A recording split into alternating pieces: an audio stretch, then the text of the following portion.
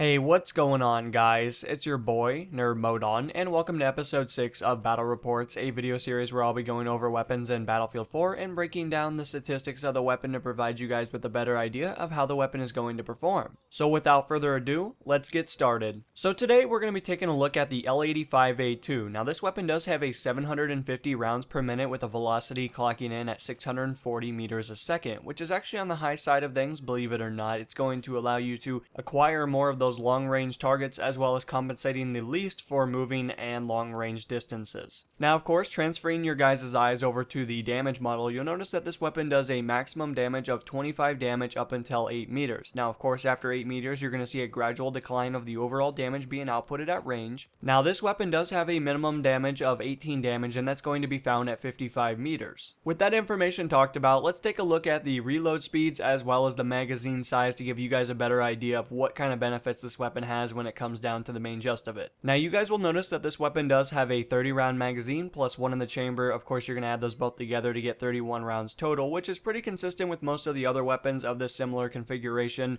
and you're not usually going to see a whole lot of deviation unless the weapon spews out more ammo with long range, or it has a higher damage model, which in case means that the round is more sufficient. Now, of course, taking a look at the reload speeds, you guys will notice that this weapon does occupy a short reload of 2.75 seconds, which is actually on the longer side of things, so you're going to be out of the action a little bit more than you would be if you used another weapon. However, the long reload is clocking in at 3.75 seconds, which is still on the long side of things when it comes down to it. However, this weapon is a bullpup design. That means when you are aimed down sight and you are moving, you are actually moving quicker than you would be if you used something that was not. And that's definitely a huge benefit. When you first get it, it feels really awkward at first considering that you're not used to it. However, the more you use the weapon, you're going to quickly find that you are going to have an inherent advantage over the oppositional players considering that you have a faster moving speed while aiming down sight. And finally, the last piece of information to kind of cover is the recoil numbers, considering that these are the most potent numbers that you guys will run into contact with, considering that most of you guys probably have plans to down the oppositional player,